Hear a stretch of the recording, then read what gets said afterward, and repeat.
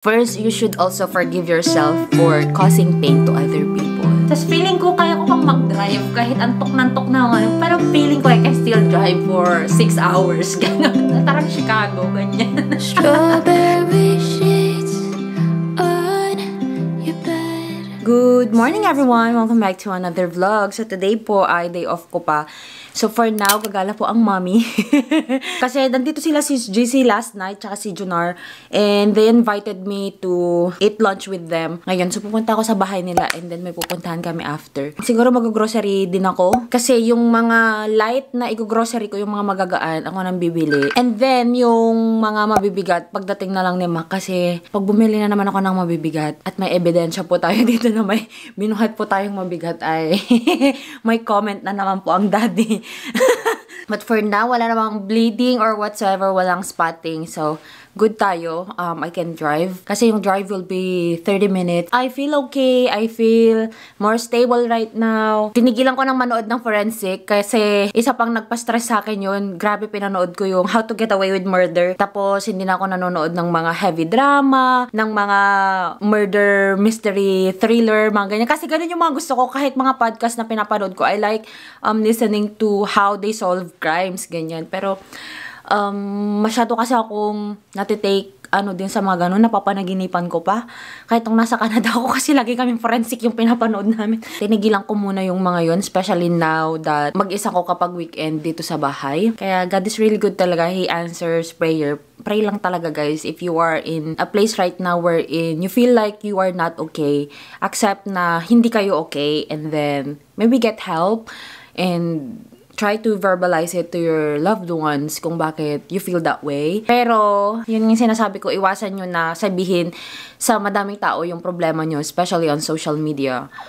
Kasi not everybody who is on your social media are there to support you. Some will even pull you down. Very, very pili lang dapat, especially if it's a sensitive topic. Pag nadapa ka, pwede namang umiyak and then bangon ulit. Laban lang din sa buhay. So ngayon, ang priority talaga namin is my health ni Mac. Kasi happy mommy, happy baby, and wala ring worry si daddy. Nauna kasi ako kay Mac. Ay, dami niyang worries na. So ngayon, I feel very, very light kasi yung heart ko ngayon is full of gratitude and love. Sabi nga ni Papa ko nung umuwi ako ng Canada. Ano daw, for me to be happy is to forgive and tanggalin yung puot sa puso ko. And then, that's what I tried to do before coming home here nung nagbakasyon ako. And I feel way, way better. Pag ikaw yung nagpapatawad, mas beneficial yon para sa'yo, sa puso mo, sa isip mo, and of course, your relationship with God, kaysa dun sa pinatawad mo. Kasi you need to let go of anger, hatred, ganyan. Kasi yun talaga yung magpapabigat sa puso mo. And if you are in the situation wherein you are the one who caused pain, first, you should also forgive yourself for causing pain to other people. And then, isipin mo rin na may chance ka pa na hindi yun yung end, that because you did something wrong to someone is yun na yung end. So, maybe forgive yourself and then if possible, ask for forgiveness from someone na na-hurt mo. Then ask for forgiveness from God. Kasi, as in guys, ngayon talaga kailangan natin na better na relationship with God, better mental state. So, yun. And stop! Of course, kung na-hurt mo na yung someone, you're aware of it already, na na-hurt mo yung isang tao, stop na. Tapos forgive na yung sarili mo and then ask for forgiveness din. Para, para lahat magaan ng loob, di ba? Ganyan. Para nasa happy place ka. Kasi kung ikaw yung nagkukos ng trouble, ikaw yung nagkukos ng pain to someone, hindi ka rin happy talaga. Hindi ka rin magiging happy. I'm telling you, you will not be happy because lagi mong iisipin, may aninong sumusunod sa'yo that you are aware that you are causing pain to someone. Hindi ka magiging happy. Mas isipin mo na, ikaw yung cause, bakit nagkakaganito yung isang tao. Tapos isipin mo, baka mangyari rin sa akin yung mga ginawa ko or whatever, something like that. So, guys, let's be kind to one another. Kindness is free. So, sana piliin natin mas maging kind sa ibang tao. Let's not cause pain to other people because God hears the broken hearts and God sees all the tears of a crying person. Ayun lang! So, tara na, grocery na tayo, makikilunch na tayo. So, samahan nyo ako ngayon, guys. At least makauwi ako before magdilim. Kasi hanapin ako ni Mac niyan pag gising niya. So, tara na guys!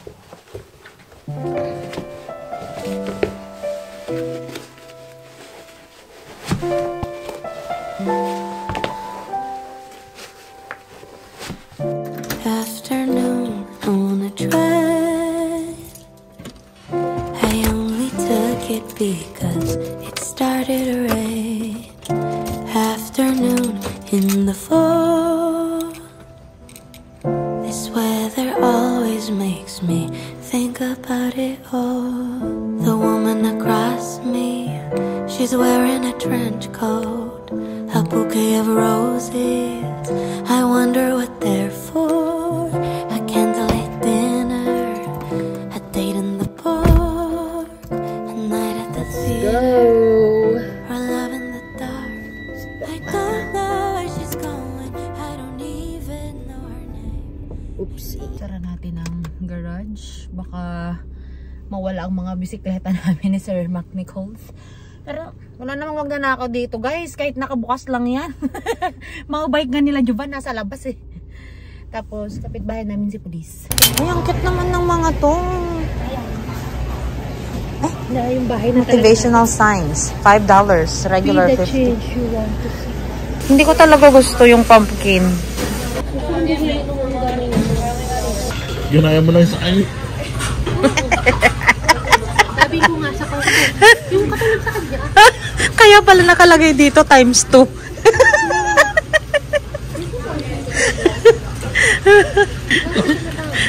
Puro kasi palpak yung inuman tayo ng wambro mo. Yung pumpkins.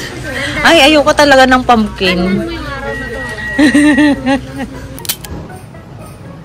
It's the end of the year. Everywhere on TV, couples and Christmas trees, gift wrapping and cheer. Just the worst time to be with someone special. In all the movies there, kissing in the Sa Kapaskuhan. Sabi ko, wala na akong balak mag-decorate. Pero parang tinatawag na naman po ako ng mga decorations. Just this. $11. Mahal mo naman sis. Nutcracker. Ayoko yan. Scary. How about this one? Naku, babasagin. Ito na lang, truck. Ay, hindi siya gugulong. How about you? Hanging. Babasagin din. Nope. Oh my god. That's... What's this for? Oh, candle holder. Uy, parang gusto ko to ah. Candle holder lang pala siya. Ano ba yan? Sabi ko din ako magde-decorate eh. Hanggang mabubudol po ata tayo.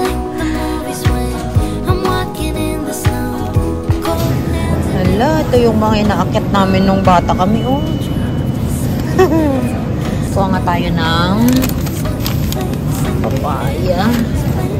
Papaya na hinog. Fruits tayo. Hindi na sa lamig itong si Jonaro. Lokal na ng aywa. Samantalang ang misis. Naka-winter coat na. Yung isa nakapang summer pa.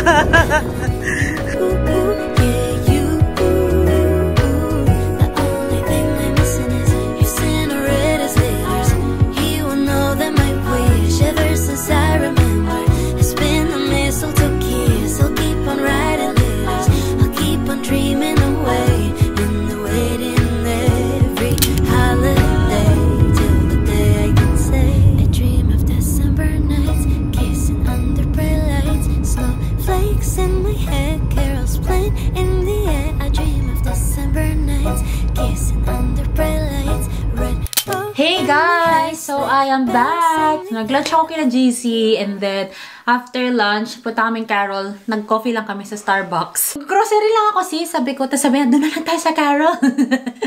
Nag-coffee kami. So, nakapag-coffee po ang buntis. Hindi na ako masyadong nagko-coffee ngayon eh. Hindi ako nagko-coffee. It's not because bawal siya or whatsoever. Pwede naman daw ng 1 to 2 cups in one, no, not cups, serving per day. Yun nga lang, dahil hirap nga ako matulog, kaya iniiwasan ko talaga mag-coffee. Kahit night shift ako dati sa work, hindi ako masyadong nagko-coffee para, you know, there's no reason for me to stay awake na unnecessary naman. Pakita ko lang sa inyo guys yung mga binili ko. Na-miss ko yung ganito. After ng grocery, mag-haul. Na-miss ko to. June pa nung last na nag-film ako ng ganito. Yun. So, konti lang naman. Diba sabi ko, pupunta lang ako doon just for the milk and facial wash and fruits. Pero mas madami akong nabili. So, ngayon naman, bumili ako ng mas iba na fruit. I got here, mas iba. Banana. Kasi yung dala ni Mac last week, nung umuwi siya is, parang nakatry na siya, prepared na siya. Pineapple, grapes, melon, watermelon. Hubos ko na siya. So, kailangan namin ng more fruits and vegetables kasi ako, constipation because of the hormones. Sabi naman ng doktor, okay, ganun daw talaga dahil sa hormones. So, you need to take more water and high fiber food. So, bumili ako ng gulay. Ay, ng fruits kasi pati si Mac. Hindi ko constipation. Naglilihan ko daw siya, kaya daw siya nadadamay.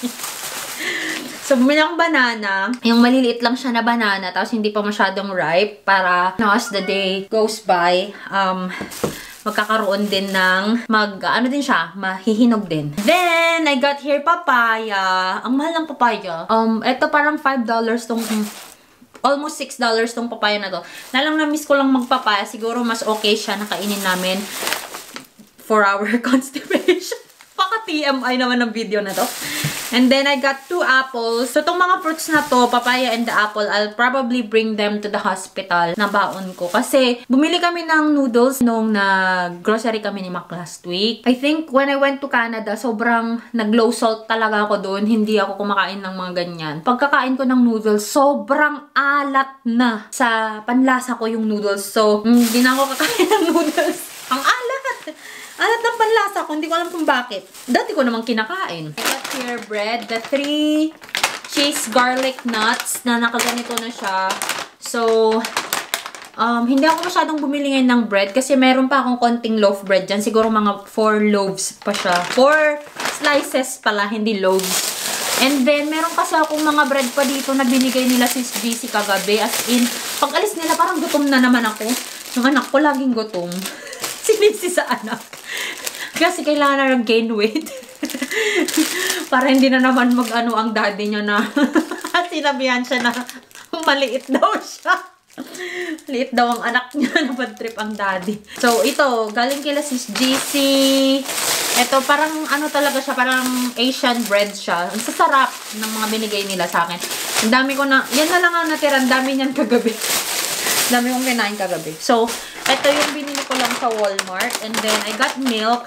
Ito yung binibili ko na milk ko, guys. Yung vitamin D na whole milk, sabi lang naman. Hanggang dito na lang kasi yung milk ko dyan. So, binibili ko is ganitong size. Kasi kapag bumili ako ng malaki, mag-expire na siya. Hindi ko pa siya naubos. So, I'd rather buy small like this para pag before pa siya mag-expire, naubos ko na siya. And then fresh ulit yung milk ko. I don't buy yung mga pregnancy milk. I don't know if they have those here. Hindi ako masyadong nag-research. Wala silang, ano ba yung dito? Ano ba sa Pilipinas yung para sa ano?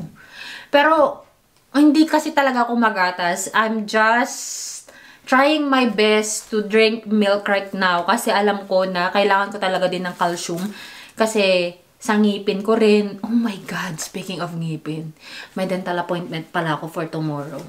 Kasi kailangan ipa-check ko din yung ngipin ko. I mean, the every 6 months na cleaning ng ngipin ko. And then, sasabihin ko rin na pregnant. Ano ba yung mga kailangan anunahin namin. Kasi, once na mga anak kasi mag-iiba yung formation ng ngipin. Ganyan siya. Ayoko nang ganon.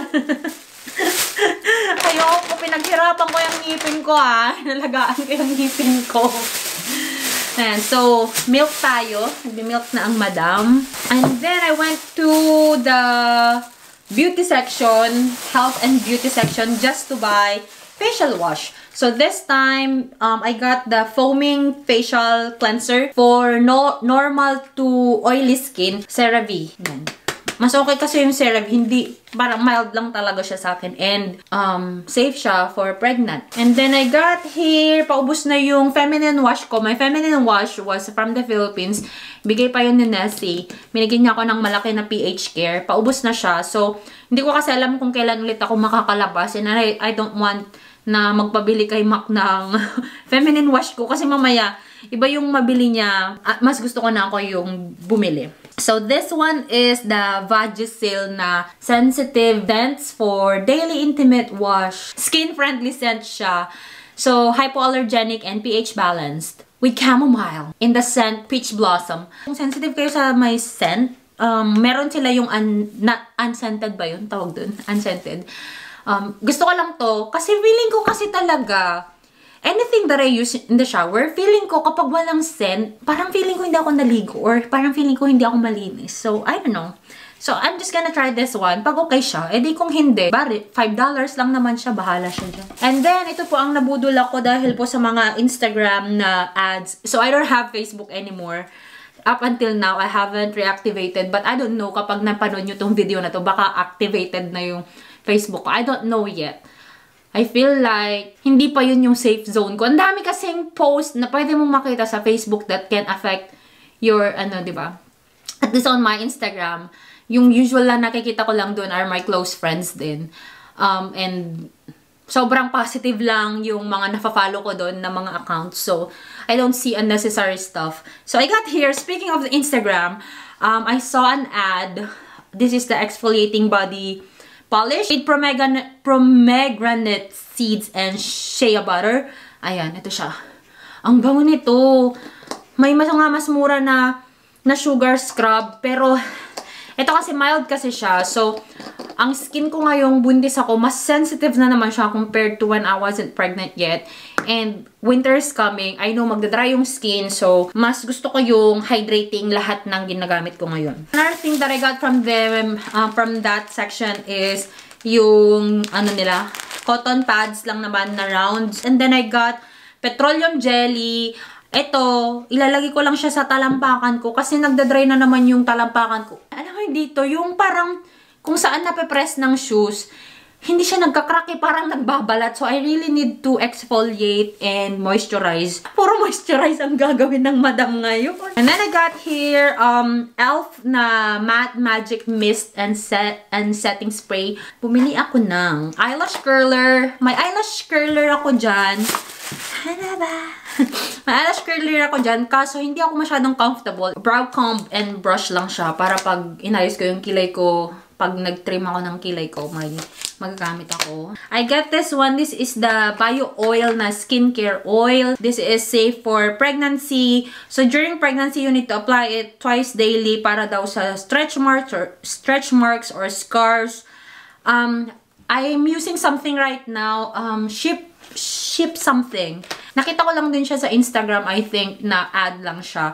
Na meron siyang serum and meron siyang balm, belly balm. I'm just gonna try this. Pero I'm not very optimistic na hindi talaga ako magkaka-stretch mark. Kasi stretch mark is more on genetic side talaga. And then, sa speed din ng paglaki ng baby. So, sometimes I'm kind of thinking na, okay lang kasi maliit si baby. Yung parang, hindi siya kasing yung sinabi ng sonographer na medyo maliit siya. Pang maliit siya, at least hindi ako masyadong mag-stretch mark. Pero I'd rather have her healthier than me being vain sa skin ko. Kasi sabi ko ngayon, magkaka-stretch mark ako.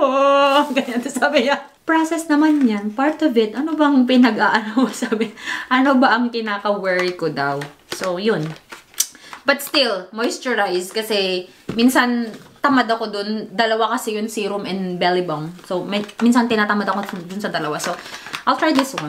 This is the Contigo na coffee mug siya that can fit sa Keurig. Kasi ayoko na umiinom ako ng coffee sa hospital na ang lagayan ko is yung mga styro cup. Kaya bumili na ako ng pang-coffee ko kasi may hydro flask ako dun for my water na more than a liter. And may straw din siya. So, sabi ko, bibili ako ng something for my coffee or for my tea. Nakita nga ng kandila. Sabi ko, hindi na ako bibili ng kandila. Kaso, ubus na kasi yung kandila dito sa sala, tsaka dito sa kusina. Fall na siya. So, the closest scent that I can use for a fall feel dito sa bahay is yung warm apple pie. Ito yung gusto ko.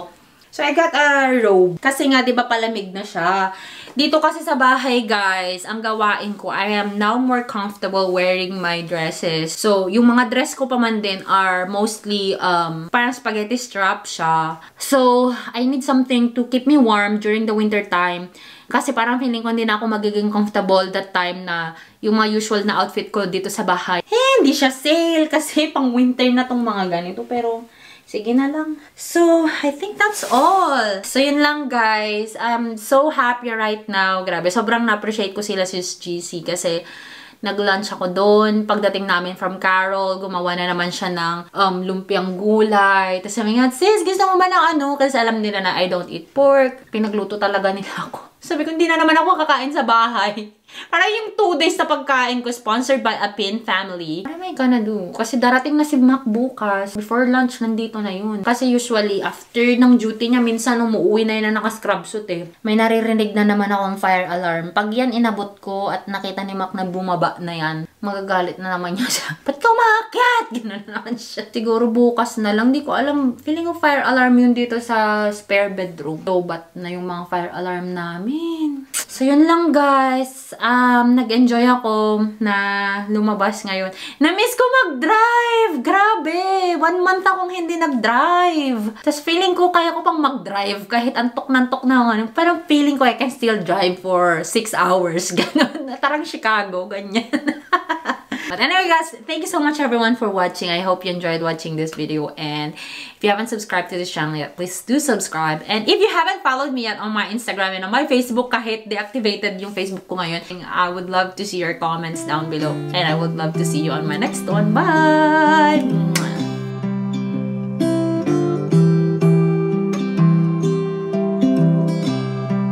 Strawberry